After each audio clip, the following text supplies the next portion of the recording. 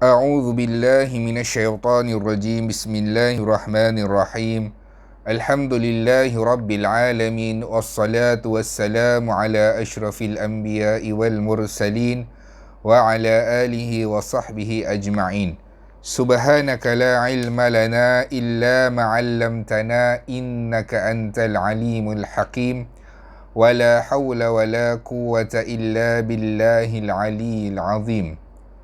Yang pertamanya, radina billahi rabba, kami redha Allah Tuhan kami, wa bil islami dina, Islam cara hidup kami, wa bi Muhammadin nabiyyan wa rasulah, dan kami semua redha senang hati Muhammad sallallahu alaihi wasallam adalah seorang nabi dan juga rasul.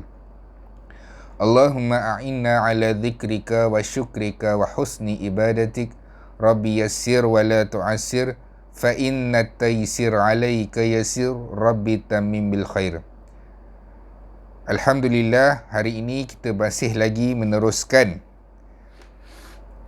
sirah bersama dengan Nabi Muhammad sallallahu alaihi wasallam, menelusuri kitab yang diberi nama Ar-Rahiqul Makhtum karangan Syekh Safiyur Rahman Al-Mubarakfuri, sebuah kitab yang menceritakan kehidupan makhluk yang paling disayangi oleh Allah Subhanahu wa taala, iaitu Muhammad bin Abdullah sallallahu alaihi wasallam.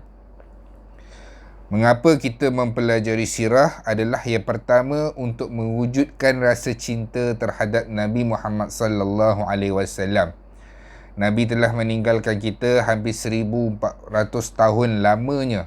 Lama jarak kita dengan Nabi Muhammad sallallahu alaihi wasallam. Jadi nak mewujudkan rasa cinta adalah dengan mengenali Rasulullah sallallahu alaihi wasallam, menelusuri kisah sirah perjalanan hidup Rasulullah sallallahu alaihi wasallam. Kerana Allah Subhanahu wa taala yang suruh, ati Allah wa ati'ur Rasul. Taatlah kepada Allah dan taatlah kepada Rasul. La yu'minu ahadukum, tidak sempurna iman seseorang sehinggalah dia menjadikan cinta yang pertama dia adalah Allah dan kedua adalah Rasulullah sallallahu alaihi wasallam. Untuk apa kita belajar sirah? Yang keduanya adalah untuk kita mencontohi kehidupan Nabi Muhammad sallallahu alaihi wasallam, menerusi sirah dan juga pengamalan sunnah Nabi Muhammad sallallahu alaihi wasallam. Sirah terbahagi kepada dua fasa. Fasa yang pertama adalah kehidupan Rasulullah selama 53 tahun di Mekah. Dan fasa yang kedua adalah fasa Madinah, iaitu kehidupan Rasulullah sallallahu alaihi wasallam selama 13 tahun. Yang pertama tadi 53 tahun di Mekah, dan baki 10 tahun terakhir adalah Rasulullah sallallahu alaihi wasallam berhijrah dan tinggal di Madinah. Semuanya adalah jumlah 63 tahun. 63 tahun kehidupan Rasulullah sallallahu alaihi wasallam. Kita telah selesai membahaskan kehidupan Rasulullah sallallahu alaihi wasallam di Mekah. Kehidupan 53 tahun Rasulullah sallallahu alaihi wasallam di Mekah dah selesai, dan kita sekarang berada di fasa kedua, iaitu fasa Madinah. Fasa Madinah, walaupun Madinah mengambil masa 10 tahun berbanding 53 tahun Rasulullah di Mekah, tapi kisah Madinah panjang. Sebab di Madinah Nabi Muhammad sallallahu alaihi wasallam merupakan ketua Perdana Menteri Madinah. Rasulullah adalah ketua penduduk Madinah, menteri di Madinah, dan Rasulullah sallallahu alaihi wasallam juga merupakan rasul dan juga suami kepada isteri-isteri Rasulullah sallallahu alaihi wasallam di Madinah. Jadi perbahasannya panjang, sebab di Madinah lah banyaknya peperangan. Sebab apa? Semua kuasa-kuasa besar semenanjung tanah Arab nak cuba nak cuba menguasai kerajaan Islam Madinah. Dan banyak peperangan, malah syariat-syariat juga telah diturunkan di Madinah. Antaranya adalah hukum-hukum seperti nikah dan cerai, kemudian zakat. Banyak syariat-syariat turun di Madinah. Jadi di samping Rasulullah mengajarkan Islam, Rasulullah sallallahu alaihi wasallam juga sebagai ketua pentadbir di Madinah. Kita telah sampai di satu bab yang terakhir di dalam bab Perang Badar. Pada pertemuan yang dahulu kita dah lihat bagaimana tujuan Rasulullah sallallahu alaihi wasallam pergi ke Badar adalah untuk menyekat rombongan dagangan Quraisy, sebab rombongan dagangan Quraisy ini membawa harta-harta untuk dilaburkan bagi dana peperangan untuk menyerang orang-orang Islam Madinah. Jadi Rasulullah hanya niat untuk nak pergi sekat sahaja. Tapi Abu Sufyan mengarahkan supaya Mekah menghantar bantuan, iaitu Mekah menghantar bantuan hampir 1,000 tentera. 1,000 tentera, jumlah banyaknya 1,000 tentera itu yang diketuai oleh Abu Jahal. Sampai di pertengahan jalan, Abu Sufyan kata tak perlu, sebab apa? Harta-harta semua selamat. Tapi Abu Jahal ini dengan angkuh,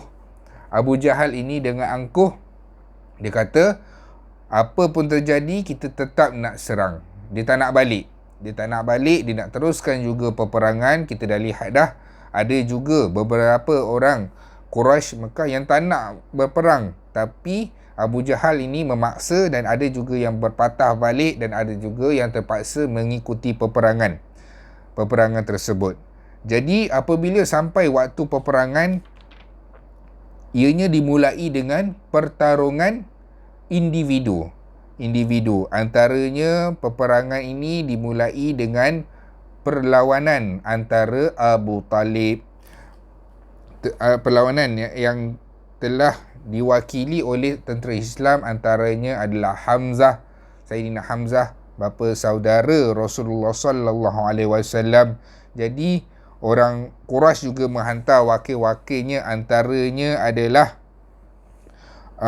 setelah itu pasukan Quraisy telah mengambil kedudukan mereka dan mengutuskan Umair Al-Wahbi Al-Jumahi untuk mengetahui berapa jauh kekuatan, dan mereka berperang satu lawan satu.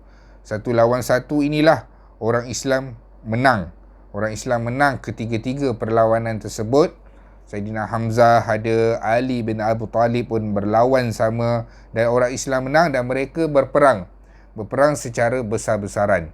Dalam peperangan inilah Allah Subhanahu Wa Taala mencampakkan perasaan gerun dalam hati-hati musuh Islam. Maksudnya pertolongan Allah itu, musuh jadi takut. Walaupun jumlah mereka ramai, tapi mereka ada perasaan takut dan gentar untuk menghadapi tentera Islam, kerana Allah Subhanahu Wa Taala dah campakkan perasaan takut itu ke dalam hati-hati mereka. Malah Allah Subhanahu Wa Taala juga mengutuskan para malaikat yang diketuai oleh malaikat Jibril, yang ketika itu musuh pun nampak. Aku melihat ada lelaki, pemuda-pemuda yang gagah, yang mereka berpakaian serba putih menunggang kuda-kuda mereka. Dan kami rasa takut dan gentar apabila melihat mereka. Allah juga menghantarkan pertolongan daripada langit, iaitu para malaikat yang membantu dalam peperangan ini. Hari ini kita nak sambung bahagian akhir dalam perperangan ini, apabila kemuncak perperangan ini, iaitu kematian Abu Jahal. Dalam Perang Badar ini, pengarang kitab ini mengkhususkan satu bahagian, iaitu kematian Abu Jahal. Abu Jahal inilah yang paling kuat merencana, dan juga paling kuat menentang Muhammad, dan paling kuat mencederakan Rasulullah sallallahu alaihi wasallam sewaktu Rasulullah menyebarkan Islam di kota Mekah. Jadi umur Abu Jahal ni tak panjang, baru tahun pertama Rasulullah sallallahu alaihi wasallam berada di Madinah, tentera Quraisy Mekah serang dalam perang Badar, mati Abu Jahal ini. Allah pendekkan nyawa dia. Seawal Islam itu baru nak terbina, dia mati awal lagi, seawal peperangan Badar. Kita ada banyak peperangan Badar, peperangan Uhud, ada peperangan Ahzab, peperangan Khandaq, peperangan Mu'tah, banyak peperangan. Tapi Abu Jahal ini mati dalam peperangan seawal peperangan yang pertama lagi, iaitu perang Badar. Kita tengok macam mana kematian Abu Jahal. Abdurrahman bin Auf berkata, aku berada dalam barisan peperangan Badar. Ada 2 orang pemuda yang masih muda, dia bertanyakan, di mana Abu Jahal? Abdurrahman kata, kenapa? Dalam suasana perang ini, kenapa engkau nak mencari Abu Jahal? Sebab apa? Aku mendengar Abu Jahal inilah paling kuat sekali mencaci Rasulullah dan paling kuat sekali menentang Muhammad sallallahu alaihi wasallam. Jadi dia nak pergi cari. Dalam kecelaruan dan juga suasana perang itu, Abdurrahman bin Auf menunjukkan ke arah, iaitu arah Abu Jahal.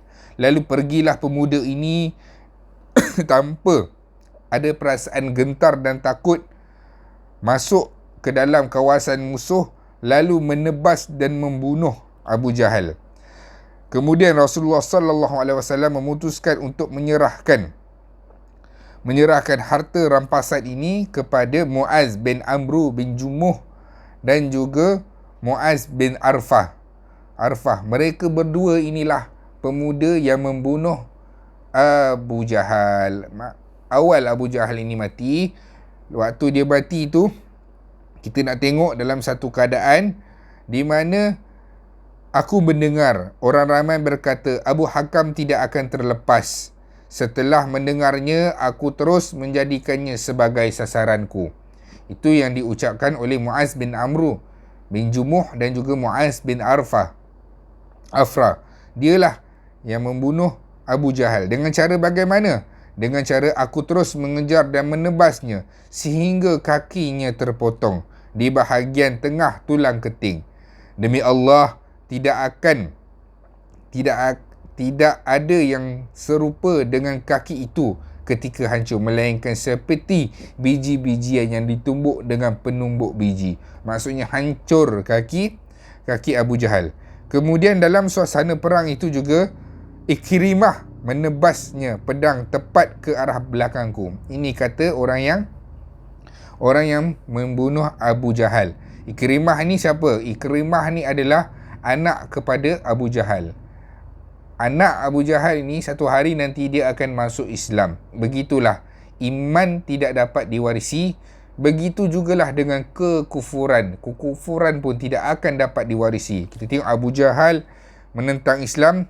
Ikrimah satu hari nanti pun akan menjadi orang Islam. Tapi ketika ini dia belum Islam.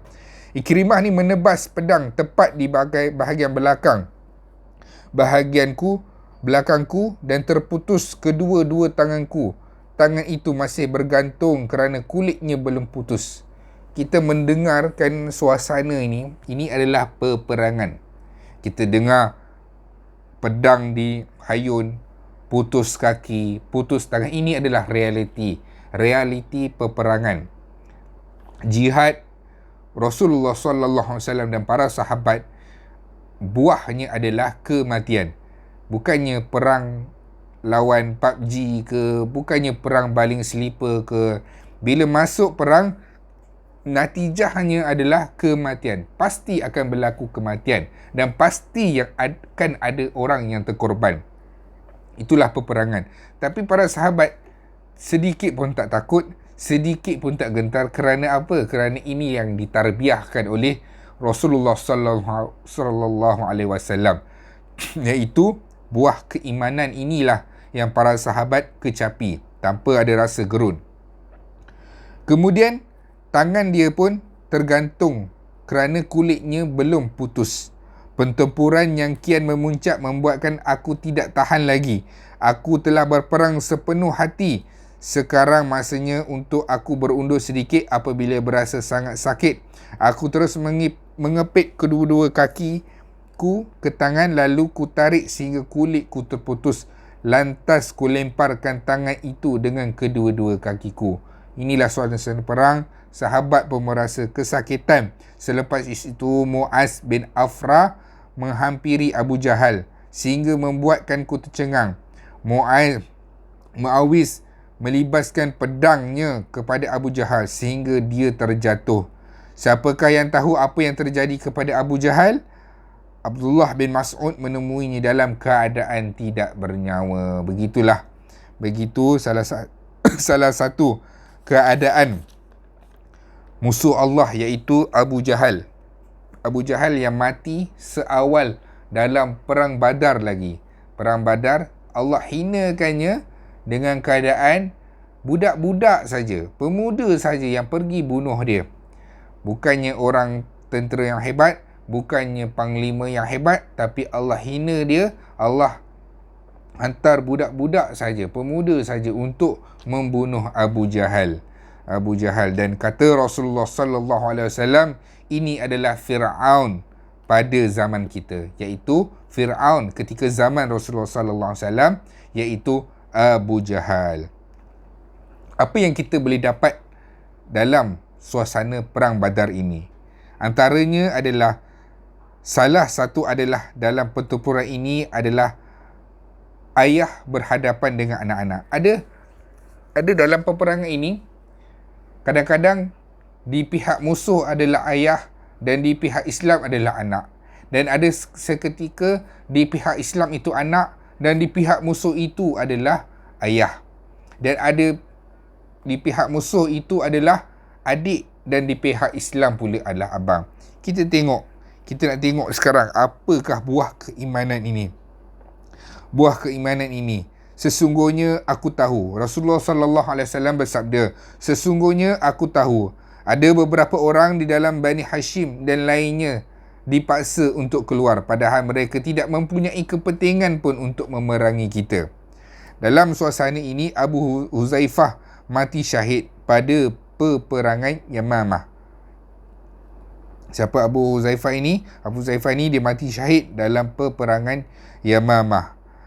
Iaitu kita akan nampak larangan membunuh Abu Bakhtari. Abu Bakhtari iaitu paling menjauhkan diri daripada Rasulullah sallallahu alaihi wasallam. Kita nak lihat apa yang suasana pengajaran dalam perang Badar. Kita akan lihat dalam perang Badar juga ada kawan berlawan dengan kawan. Ada majikan bertemu dengan pekerja, seperti Umayyah bin Khalaf yang suatu ketika itu menyiksa Bilal bin Rabah di Mekah. Dan dia bertemu semula di dalam perang ini. Makna Bilal bin Rabah bertemu dengan Umayyah bin Khalaf. Dan mereka berperang. Dan begitu jugalah Abdul Rahman bin Auf dan juga Umayyah bin Khalaf yang berperang. Dan ketika itu juga di dalam perang Badar, Umar bin Al-Khattab membunuh pakciknya, iaitu Aish bin Hisham bin Mughirah. Dalam perang ini, walaupun di pihak musuh ataupun di pihak Islam ada saudara mara, ada pertalian darah, tapi kita mengutamakan agama Islam itu sendiri daripada kekeluargaan. Bukannya Islam tidak mementingkan hubungan kekeluargaan, tapi di dalam suasana peperangan ini, kadang-kadang orang Islam berperang dengan musuh dalam keadaan musuh itu adalah saudara mara mereka, seperti Umar bin Al-Khattab yang membunuh pakciknya Aish bin Hisham bin Mughirah, dan dia tidak pernah menganggapnya sebagai keturunannya. Tetapi apabila dia pulang ke Madinah, dia berkata kepada Abbas, pakcik Rasulullah, ketika itu dia berada di dalam satu tempat, wahai Abbas, masuklah Islam. Demi Allah, keislamanmu itu lebih aku sukai berbanding Islamnya bapaku, iaitu Al-Khattab. Dan dalam sebuah kisah yang lain, Abu Bakar As-Siddiq juga memanggil anaknya. Abu Bakar juga berperang. Di dalam perang itu dia berjumpa dengan anaknya, iaitu Abdul Rahman. Abdul Rahman yang bergabung dengan pasukan musyrik. Di manakah hartaku, wahai anak kesayanganku? Dia panggil anak kesayangan. Tiada apa-apa pun kecuali senjata dan kuda, serta pedang yang siap sedia untuk membunuhmu. Begitu sekali dalam peperangan. Abu Bakar berhadapan dengan anaknya, iaitu Abdul Rahman. Abdul Rahman. Begitulah perang. Begitulah suasana perang. Demi Allah, wahai Rasulullah, ini adalah pertempuran pertama yang Allah balaskan terhadap orang-orang musyrikin. Maka terus membunuh lebih aku sukai daripada menawan orang-orang musyrikin. Dan di dalam perang ini juga ada diriwayatkan tentang pedang Uqaisyah bin Mihsan. Siapakah Uqaisyah bin Mihsan? Uqaisyah bin Mihsan ni adalah sahabat Rasulullah sallallahu alaihi wasallam, antara sahabat namanya tidak kita kenali dan tidak masyhur. Uqaisyah bin Mihsan antara sahabat yang didoakan oleh Rasulullah sallallahu alaihi wasallam. Ada ketika Nabi kata akan masuk syurga tanpa hisab di antara kamu 70 orang. 70 orang. Kemudian Uqaisyah ni angkat tangan. Dia kata, "Ya Rasulullah, boleh tak doakan saya termasuk dalam golongan ni?" Wa anta minhum. Kata Rasulullah sallallahu alaihi wasallam, kamu sebahagian daripadanya, iaitu Uqaisyah bin Mihsan. Dalam kisah perang Badar ini diriwayatkan pedang Uqaisyah bin Mihsan telah pun patah. Maka Rasulullah menghampiri dan memberikan sebatang kayu baginda, lalu berkata, "Berperanglah dengan ini wahai Uqaisyah." Tiba-tiba kayu itu berubah menjadi sebilah pedang yang panjang, keras, yang berwarna putih dan berkilat. Uqaisyah berperang dengan pedang itu sehingga Allah Subhanahu Wa Taala menganugerahkan kemenangan bagi tentera Islam. Pedang itu diberi nama Al-Aun, iaitu pertolongan. Kemudian pedang itu tetap dibawa Uqaisyah dalam berbagai-bagai jenis pertempuran.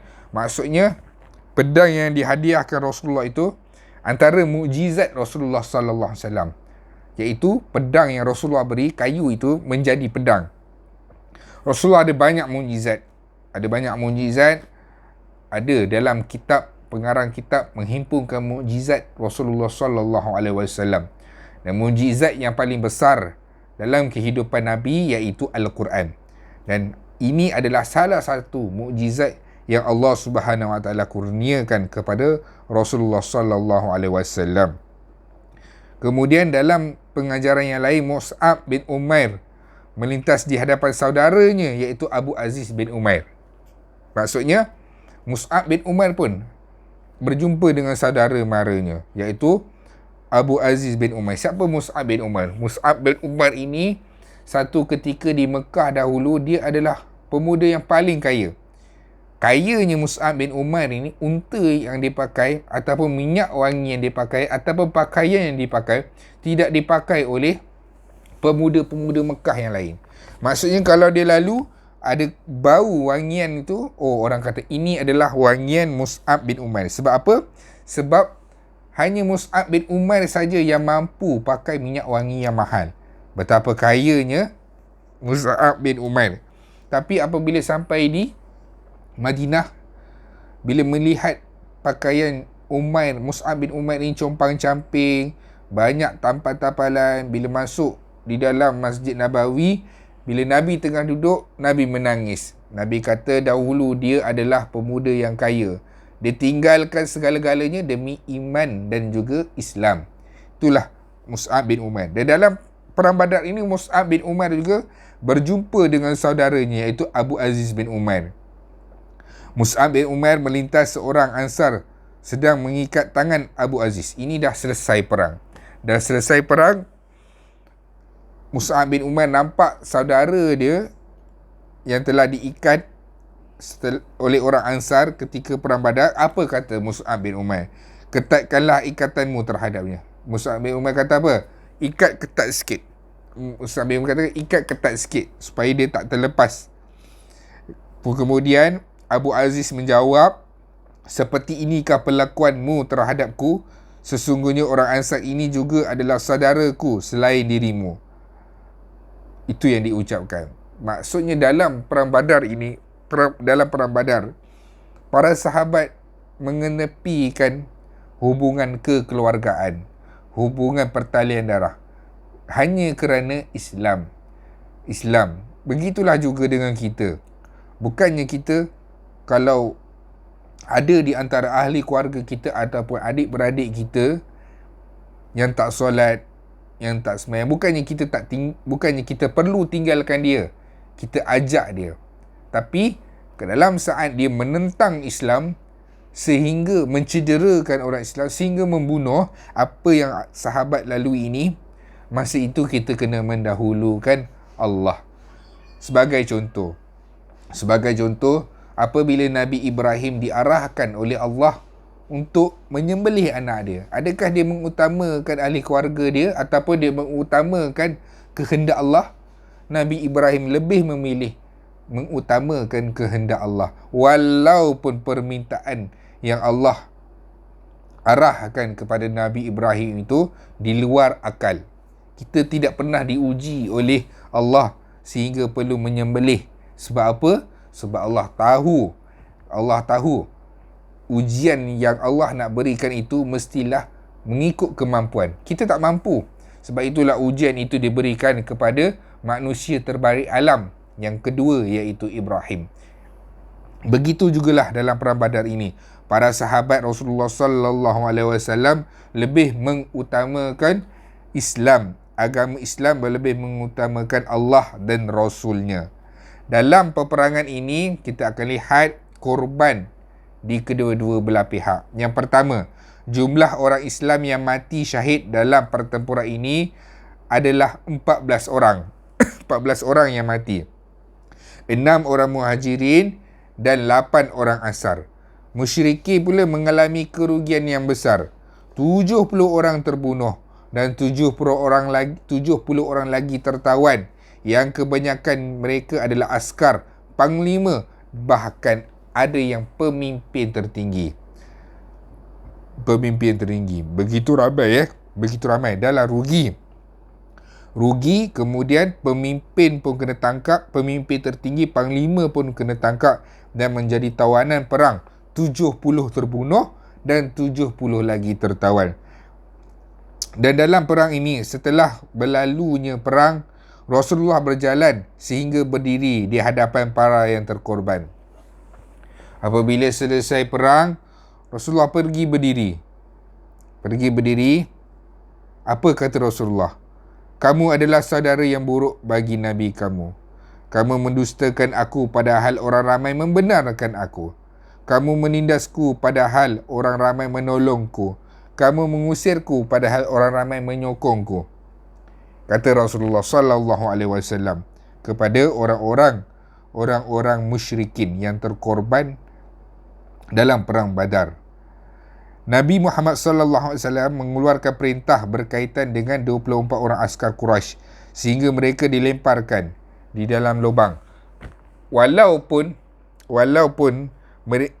jenazah orang-orang Quraisy ataupun mayat-mayat orang-orang Quraisy telah pun mati, tapi orang Islam tidak dibenarkan untuk mencederakan, menyakiti tubuh-tubuh mayat itu. Seperti saja-saja pergi cucuk, saja-saja pergi potong telinga, saja-saja pergi mencacatkan mayat-mayat mereka. Rasulullah mengajar kita satu, iaitu kita perlu menghormati musuh dari segi kemanusiaan itu. Sebab apa?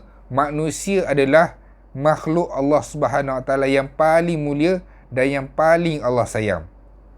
Jadi, untuk menguruskannya, Rasulullah mengarahkan untuk para sahabat membuat satu lubang yang besar, kemudian dimasukkan semua jenazah ataupun mayat-mayat orang-orang Quraisy. Mayat-mayat orang Quraisy, walaupun tak dimandikan, tak disolatkan, tapi Rasulullah ajar perlu diselesaikan jenazah mereka. Lalu apabila selesai, jenazah itu dimasukkan di dalam liang lahat dan telah pun dikambus, Rasulullah sallallahu alaihi wasallam bersabda, "Ya fulan bin fulan." Rasulullah berjalan, Rasulullah duduk dekat kawasan yang telah dikambuskan tanah. Dalam kawasan yang Rasulullah dah kambuskan tanah dengan para sahabat, dalam tu ada jenazah mayat-mayat orang kafir Quraisy.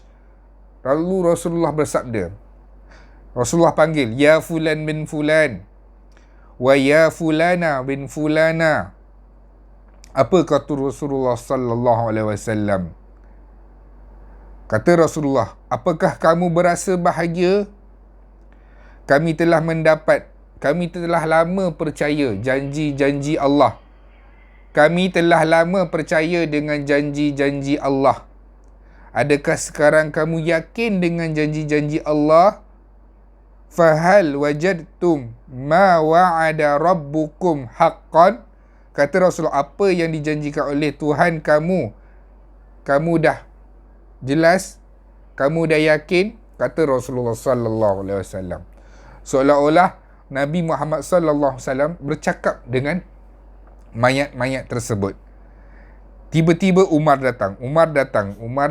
Apa Umar kata? "Wahai Rasulullah, bukankah jasad yang telah tidak mempunyai roh tidak dapat berkata apa-apa?"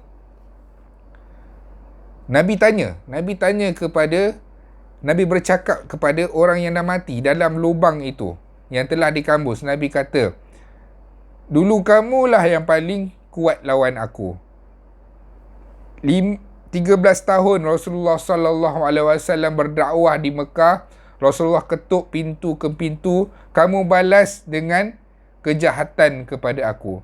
Kamu menyakiti orang-orang Islam. Kamu lawan dengan keras orang-orang Islam. Kamu menentang dakwah aku. Sekarang aku bertanya kepada kamu, adakah sekarang kamu yakin janji-janji Allah? Kami telah lama yakin dengan janji-janji Allah. Sekarang kamu yakin dengan janji-janji Allah?" Maka ketika itu, yang telah mati di dalam itu yakin dengan keyakinan yang paling tinggi. Kerana apa? Kerana belum lagi mati. Dah dalam kubur, Allah dah nampakkan segala-galanya. Allah dah nampak dah kedudukan mereka. Orang yang dah mati ni, belum lagi mahsyar, waktu sakarat itu dah, Allah dah tunjukkan kedudukan mereka, sama ada syurga ke neraka. Dan ketika itulah mereka beriman dengan keimanan yang paling tinggi. Tapi tak ada guna, mustahil untuk Allah Subhanahu Wa Taala menerima taubat mereka, dan mustahil Allah Subhanahu Wa Taala akan mengembalikan mereka ke dunia untuk bertaubat. Kata Umar, "Ya Rasulullah, mengapa kamu bercakap dengan manusia yang telah Allah keluarkan roh-roh daripada tubuh badan mereka?"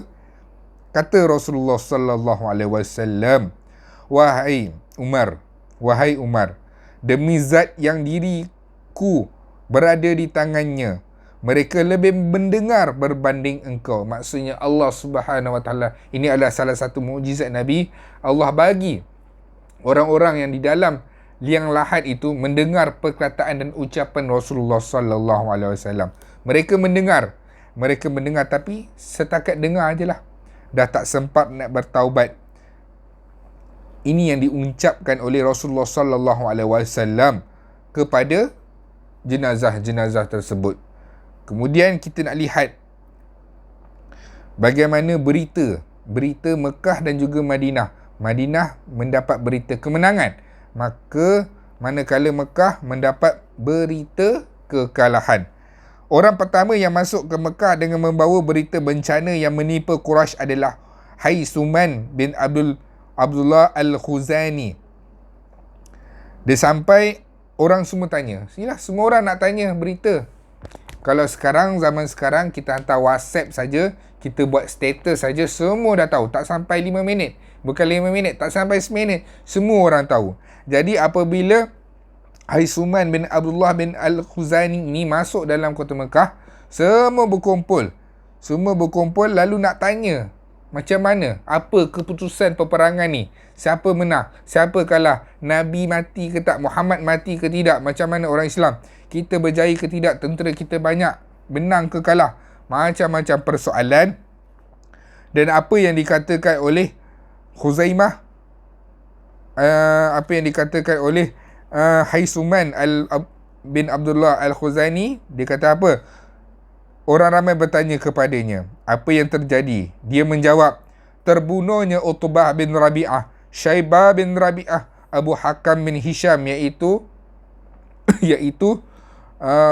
Abu Jahal dan Umayyah bin Khalaf. Dia menambahkan lagi juga nama-nama pemimpin Quraisy yang lain yang mati terbunuh. Semua terkejut. Dan dalam riwayat yang lain juga, Abu Rafi', seorang hamba yang dimerdekakan oleh Rasulullah pun memberitahu, Abu Lahab dia tak ikut perang. Abu Lahab dia tak ikut perang, dihantar wakil saja. Dia hantar wakil untuk ikut pergi berperang. Abu Lahab tinggal. Kemudian Abu Lahab dia tanya kepada siapa? Dia tanya kepada Abu Sufyan bin Haris. Abu Sufyan bin Haris pun balik. Abu Sufyan bin Haris ni adalah anak saudara dia. Abu Sufyan bin Haris ni adalah anak saudara dia, iaitu Abu Sufyan bin Haris bin Abdul Muttalib. Bermaksud Abu Sufyan ini adalah sepupu kepada Rasulullah sallallahu alaihi wasallam. Kita nak tengok apa kata Abu Lahab. Abu Lahab bertanya kepada Abu Sufyan, wahai anak saudaraku, ceritakanlah apa yang terjadi. Apa yang berlaku di dalam peperangan itu? Apa yang berlaku? Kita menang ke kita kalah? Abu Sufyan menceritakan, tiada lain kecuali pasukan mereka berhadapan dengan kami. Lalu kami menyerahkan belakang kami kepada mereka untuk mereka bunuh dengan sesuka hati. Dan mereka menawan orang-orang kita pun dengan sesuka hati. Abu Sufyan ni nak bagi tahu, dalam peperangan itu, tentera-tentera Islam ni menyerang orang-orang Quraisy seperti apa? Seperti orang-orang Quraisy ni menyerahkan saja tengkuk mereka untuk disembelih dan dibunuh. Dan orang Islam boleh menawan sesuka hati orang-orang Quraisy yang mereka nak tawan. Sampai macam tu sekali perumpamaan yang diceritakan oleh Abu Sufyan. Kami berhadapan dengan orang-orang yang berpakaian putih. Ini yang dia kata lagi. Kami berhadapan dengan orang-orang yang berpakaian putih yang turun memakai kuda belang di antara langit dan bumi. Dia cerita juga, kami nampak orang yang berpakaian putih menunggang kuda yang turun daripada langit. Bukan saja orang tentera Islam dibantu oleh Allah melalui malaikat-malaikat yang Allah hantar, malah tentera musuh pun nampak suasana peperangan tersebut. Ummu Fadl mengambil salah satu tiang penyangga bilik lalu digunakan untuk memukul Abu Lahab. Sebab apa? Abu Rafi' meneruskan, apabila diceritakan tu, Abu Rafi' yang ada ketika itu, yang ada di belakang tabir, dia buka kain penutup bilik itu dan berkata, demi Allah, itu adalah malaikat. Abu Sufyan cerita dekat Abu Lahab tentang peristiwa peperangan tersebut, bahawa kita ini kalah teruk. Kita ni ibarat macam menyerah diri saja.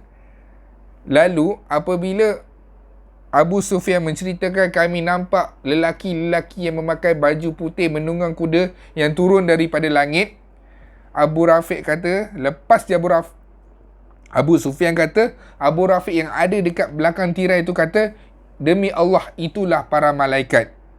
Abu Lahab ni tak puas hati dengan jawapan tu, perkataan tu, dia kata malaikat. Abu Lahab memukul Ummul Fadl dengan kayu di kepala sehingga luka parah. Ummul Fadl berkata, kau berani menyeksa orang ini semasa tuannya tiada. Maksudnya, apabila ada orang yang bercakap demi Allah, itu adalah malaikat, mendadak Abu Lahab ni marah. Dia angkat kayu, dia pukul wajah orang tu dengan kuat. Kemudian Ummu Fadl ni pun mengambil salah satu tiang penyangga, lalu dipukul balik di kepala Abu Lahab sehingga menyebabkan luka parah. Ummu Fadl berkata, kau berani menyeksa orang ini semasa tuannya tiada. Abu Lahab pun beranjak dan pergi dengan kepala tertunduk. Ini adalah saat yang nak menceritakan kematian Abu Lahab. Abu Lahab ni mati macam mana? Kita akan tengok. Kita akan tengok Abu Lahab ini mati disebabkan pukulan Ummu Fadl tu. Ummu Fadl pukul sikit saja, tapi luka itu tidak baik. Luka itu bertambah teruk, bertambah parah, berbau, busuk dan menyebabkan Abu Lahab mati. Abu Lahab mati ni, dia mati dekat dalam rumah dia. Punyalah Allah nak hina Abu Lahab ini, dia mati dalam keadaan tak ada siapa pun tahu. Orang sedar sebab apa? Sebab bau busuk itu. Kalau dia mati, agak-agak rumah dia kecil ke besar? Rumah Abu Lahab ni besar sebab dia merupakan pemimpin Quraisy. Jadi orang tak perasan. Orang tak perasan Abu Lahab mati. Sehingga kan bau dah berapa lama, busuk. Orang perasan yang Abu Lahab ini sudah pun mati di dalam rumah dia. Tapi orang semua tak nak pergi. Sebab apa? Busuk sangat. Tapi disebabkan takut orang lain akan mencemooh, mereka pun ambillah jenazah tu. Ditolak saja dengan kayu ataupun kayu ditolak dengan kayu, ditolak saja. Tak diangkat pun, ditolak kayu, digalikan lubang, lalu tu ditolak, masukkan dalam lubang tersebut. Tak diangkat, tak diletakkan. Terjatuh, tergoleklah mayat Abu Lahab dalam lubang itu, kemudian dikambus semula. Dikambus kerana busuknya bau mayat tersebut. Jadi penduduk-penduduk Mekah takut, khawatir. Orang kata tak ambil peduli jiran, mereka menyelesaikan juga. Tapi dia tolak saja dengan kayu jenazah Abu Lahab ni dan tolak masuk dalam lubang, lalu dikambuskan. Begitu saja dibiarkan jasadnya tertimbun di situ. Begitulah Allah nak hina sekejap saja. Allah hina mati disebabkan pukulan yang biasa, berdarah, tak baik, busuk. Kemudian mati dalam rumah, berhari-hari orang tak perasan. Kemudian bila orang perasan pun, orang nak selesaikan jenazah dia pun, orang tolak dengan kayu saja. Kemudian masuk dalam lubang, kambus. Macam tu saja, dibiarkan jenazah Abu Lahab. Kemudian dalam peperangan ini, Aswad bin Muttalib kehilangan 3 orang anaknya di dalam perang Badar. Kita nak tengok pula bagaimana Madinah menerima berita kemenangan. Rasulullah mengirimkan 2 orang. Tadi kita dah tengok dah bagaimana orang Quraisy menerima berita kekalahan. Mereka memang malu besar. Memang malu besar sebab apa? Tentera mereka ramai, kalah dengan tentera sedikit. Kemudian kalah pula dengan kerajaan yang baru dibina. Sedangkan kerajaan Mekah Quraisy dah berlama dah dibina dan telah pun kukuh, tapi mereka kalah. Dan dalam kekalahan ini juga Abu Jahal mati dalam perang, manakala Abu Lahab mati walaupun tak masuk perang. Mati sebab apa? Sebab dipukul oleh Ummul Fadl, dan dia mati dengan kecederaan tersebut. Kita nak tengok macam mana Madinah menerima berita kemenangan. Rasulullah SAW mengirimkan 2 orang utusan kepada penduduk Madinah. Siapa yang Rasulullah utuskan? Antaranya adalah Abdullah bin Rawaha dan juga Zaid bin Harithah. Zaid bin Harithah ni pergi. Sebelum itu Yahudi dari golongan munafik telah menyebarkan berita dusta. Dalam penduduk Madinah pun ada orang Yahudi, ada orang munafik. Tapi jumlah mereka sedikit. Majoritinya adalah orang-orang Islam. Dan apabila melihat Zaid bin Harithah menunggang unta Rasulullah. Unta Rasulullah ni unta yang kuat, unta yang laju. Nama dia adalah Qaswa. Unta Nabi ni bernama Qaswa. Apabila orang-orang munafik ni, orang-orang Yahudi munafik ni nampak Zaid bin Harithah. Zaid bin Harithah ni siapa? Adalah anak angkat Rasulullah sallallahu alaihi wasallam. Zaid bin Harithah ni menunggang kuda Qaswah ini, lalu tersebarlah bahawa dari jauh dah nampak dah. Zaid bin Harithah menunggang unta Rasulullah sallallahu alaihi wasallam, dan ramai orang sebarkan berita dusta Muhammad dah mati. Muhammad Rasulullah Nabi kamu semua telah mati. Sebab apa? Sebab Zaid Harithah pula yang menunggang unta Rasulullah sallallahu alaihi wasallam. Muhammad benar-benar telah terbunuh. itu untanya. Zaid yang tidak tahu apa yang perlu dikata kerana ketakutan, dia pun melarikan diri. Para pemimpin muslimin yang tinggal di Madinah keluar menuju laluan Badar untuk menyampaikan ucapan selamat kepada Rasulullah sallallahu alaihi wasallam. Antaranya adalah Usama bin Zaid. Dia berkata apa? Dia berkata, kami sedang meratakan tanah untuk Ruqayyah bin Rasulullah yang pada waktu itu berada di rumah Uthman bin Affan. Memang Rasulullah menugaskan aku dan Uthman untuk menjaga Ruqayyah. Sebab apa? Ruqayyah ketika itu tak berapa sihat. Jadi mereka tak turut sama untuk dalam peperangan ini. Tapi ketika itu pun mereka tak tahu ini adalah perang. Kata dia, kalaulah aku tahu bahawa ini ada peperangan, pasti aku akan bersama dengan Rasulullah sallallahu alaihi wasallam. Kemudian itu adalah berita kepada penduduk Madinah, berita kemenangan. Kemudian Rasulullah bermukim di Madinah, bermukim di Badar selama 3 hari. 3 hari Rasulullah duduk di Badar. Kemudian lepas 3 hari mereka pun nak pulang. Dalam peristiwa ini ada perselisihan pendapat. Antaranya adalah macam mana kita nak membahagikan ghanimah, harta rampasan perang ini. Macam mana kita nak bahagikan? Sebab apa? Ada yang berkata, harta rampasan ini kami yang kutip, jadi kami yang ambil semua. Dan ada pula para sahabat kata, kami berada di barisan hadapan dalam perang Badar ini. Kamilah yang patut dapat semua harta-harta ini. Dan pula ada pula sahabat lain yang berkata, kami melindungi Rasulullah, kamilah yang patut layak mendapatkan harta rampasan ini. Masa tu Rasulullah menunggu wahyu. Sebab apa? Sebab ini adalah perkara yang baru. Perkara yang baru dalam Islam. Harta rampasan pertama bagi orang-orang Islam dalam perang Badar. Banyak harta-harta ini. Kemudian turunlah wahyu. Dalam surah Al-Anfal ayat 1. A'udzu billahi minasyaitonir rajim. Bismillahirrahmanirrahim. Yas'alunaka 'anil anfal. Mereka bertanya kepadamu tentang harta rampasan perang. Qulil anfalu lillahi wa rasul. Katakanlah bahawa rampasan perang ini adalah milik Allah dan Rasul. Fattaqullah wa aslihu dhata bainikum wa ati'ullaha wa rasulah in kuntum mu'minin.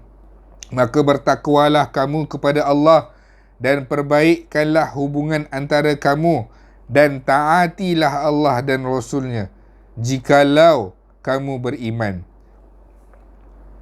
Kemudian dah turun harta rampasan perang ini adalah untuk Allah dan Rasulnya. Allah dan Rasulnya yang patut diberi kepada Rasulullah sallallahu alaihi wasallam. Berapa banyak yang perlu diberi? 1/5. 1/5 daripada harta rampasan perang itu adalah milik Allah dan Rasulnya. Maksudnya adalah milik Rasulullah sallallahu alaihi wasallam bersama dengan ahli keluarganya. 1/5 dalam satu peperangan sudah cukup untuk nak mengayakan Rasulullah. Cukup untuk nak membuat Rasulullah jadi kaya. Apa jadi? Anak Rasulullah Fatimah mengangkat air puluhan kilometer untuk bawa balik ke rumah. Mana kayanya? Adakah Rasulullah ambil harta itu? Tidak. Rasulullah ambil dan Rasul infakkan ke keseluruhannya. Rasulullah lebih memilih untuk hidup sederhana. Lebih memilih untuk menjadi Rasul yang bersifat hamba daripada Rasul yang bersifat kaya dan mewah. Kemudian setelah Rasulullah bermukim di Badar selama 3 hari, baginda bersama pasukannya bergerak kembali ke Madinah dengan membawa tawanan daripada pasukan musyrikin.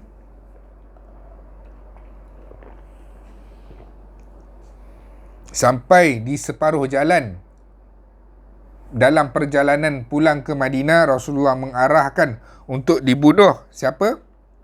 Nadar bin Haris dan Uqbah dibunuh.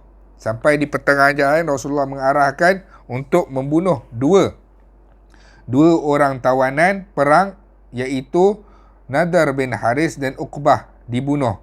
Siapa yang bunuh? Lehernya dipancung oleh Ali bin Abi Talib. Boleh. Dalam Islam dibenarkan. Nak bunuh keseluruhan tawanan tu pun boleh. Tapi Rasulullah memilih Nadar bin Haris dan Uqbah ni sebab apa? Mereka lah paling kuat menentang Islam. Mereka lah paling banyak menyakiti orang Islam. Dan mereka pernah membunuh orang Islam ketika di Mekah dahulu. Jadi Rasulullah mengarahkan untuk dibunuh mereka, dan Ali bin Abi Talib lah yang membunuh mereka.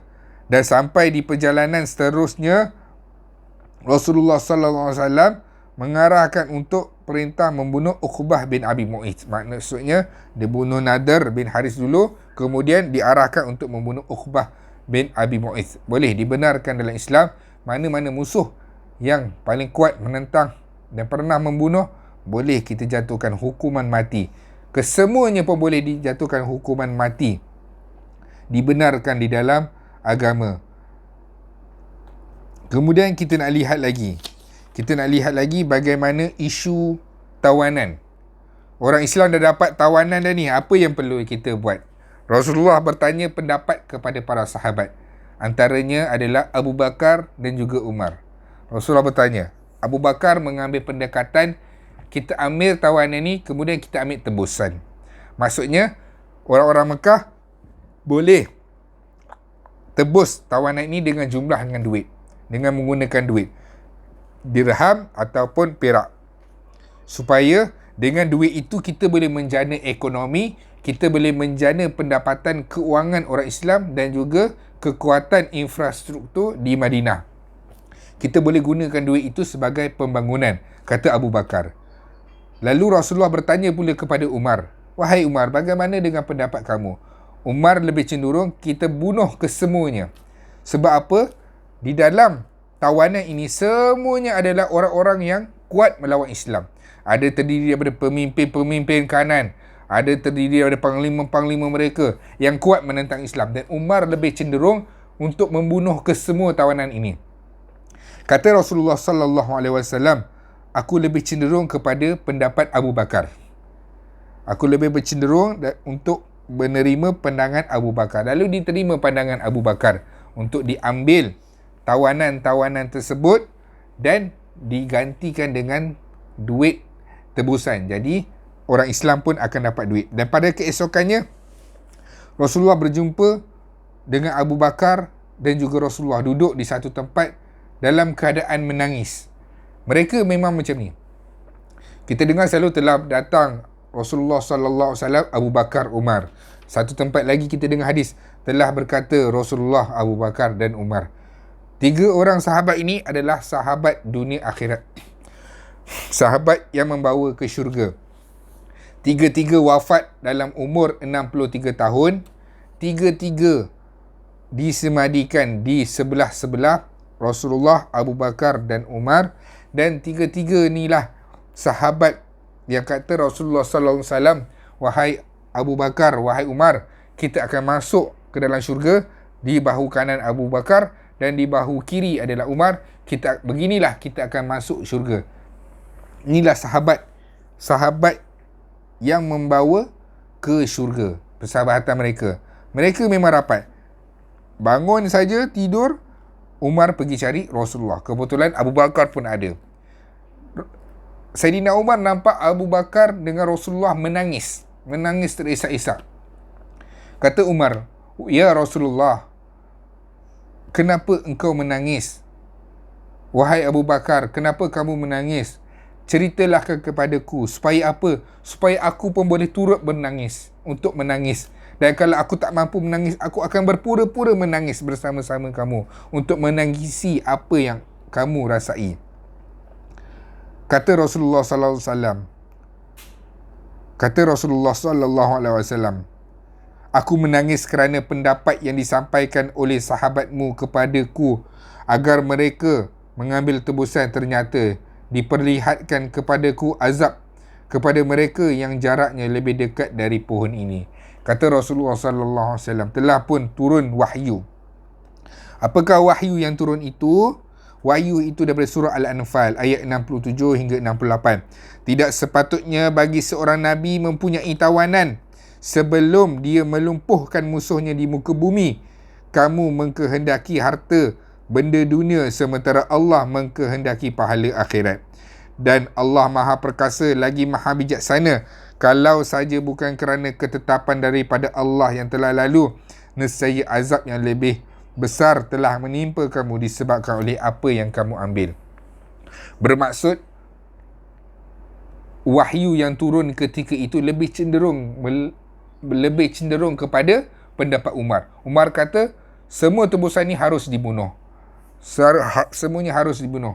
Ada pengarang kitab mengumpulkan ayat-ayat Al-Quran yang sehaluan dengan pendapat Umar. Ada banyak pendapat yang para ulama kumpulkan yang ayat-ayat Al-Quran turun sama seperti pendapat Umar. Bukannya Allah menggunakan Umar sebagai rujukan, tapi nak cerita bersihnya hati Umar ini, wahyu belum turun, Umar dah fikirkan benda itu. Sehaluan bersihnya hati Umar radhiyallahu anhu. Jadi begitulah wahyu turun yang mengkehendaki bahawa semua tawanan itu haruslah dibunuh. Sebab apa? Mereka adalah orang-orang yang kuat menentang Islam.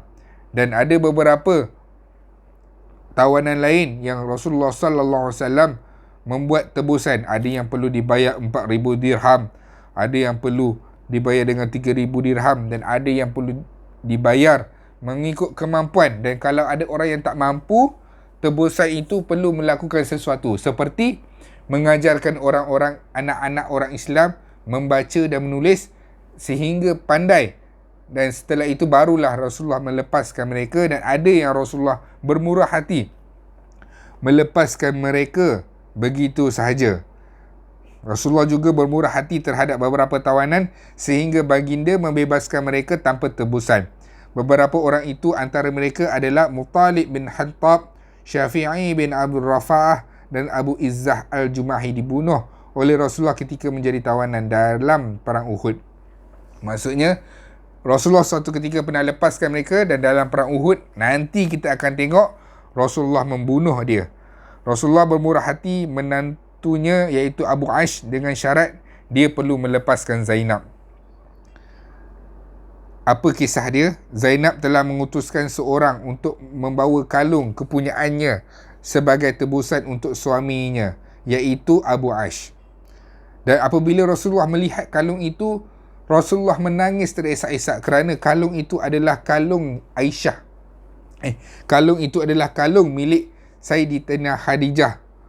Kalung itu adalah milik Khadijah, dan ketika itulah Zainab menikah dengan Abu Aish. Dan Zainab menggunakan kalung itu untuk menebus suami dia. Tak kala Rasulullah melihat kalung itu, hatinya menjadi amat sayu dan menangis. Baginda lantas meminta izin kepada para sahabat agar boleh melepaskan Abu Aish, dan mereka mengizinkannya. Tapi Rasulullah mensyaratkan Abu Aish mestilah melepaskan Zainab. Lalu Zainab pun dilepaskan, dan Zainab berhijrah daripada Mekah ke Madinah dan berjumpa dengan Rasulullah sallallahu alaihi wasallam.